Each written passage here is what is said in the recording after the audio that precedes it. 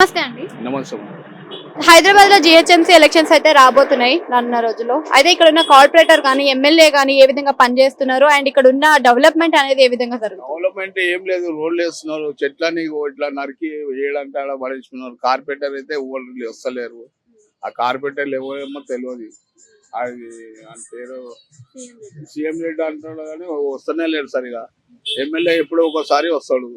అంటే మొన్నటి దాకా బై ఎలక్షన్స్ లో ఎమ్మెల్యే అయితే ఇక్కడ క్యాంపెయినింగ్ చేసిన ఏరియాస్ ఉన్నాయి. మెయిన్ ఆయన ఎజెండా కూడా చూసుకున్నట్టయితే ఇక్కడ ఉన్న డెవలప్మెంట్ చేయడం కానీ నల్లాలు బాగు చేపించడం, ఏదైతే డ్రైనేజెస్ ఉన్నాయో వాటిని క్లీన్ చేపించడం ఇవంతా కూడా చెప్పారు కదా. చేపిస్తున్నాడు, ఎమ్మెల్యే చేపిస్తున్నాడు రోడ్లు డెనిసులు నల్లలు గురించి. కానీ వాటర్ వస్తలేదు సరిగా పైనుంచి. వాటర్ గురించి ప్రాబ్లం కొద్దిగా. వాటర్ గురించి ఇంకా అన్ని బాగానే ఉన్నాయి. కార్పెంటర్ సరిగా వస్తలేడు. ఎమ్మెల్యే అప్పుడప్పుడు వస్తాడు, ఏదైనా పోరిగా ఉన్నప్పుడు వస్తాడు అంతే. అంటే మొన్నటి దాకా చూసుకున్నట్టయితే కాంగ్రెస్ ప్రభుత్వం కార్పొరేషన్ లోనే ఉంది. అట్లానే చూసుకున్నట్టయితే మనకి ఆ ఎమ్మెల్యే కూడా కాంగ్రెస్ ప్రభుత్వం నుంచే ఉన్నారు. మరి జిహెచ్ఎంసీ ఎలక్షన్స్ లో ఎలాంటి తేడాలు వచ్చే అవకాశం ఉందంటారు?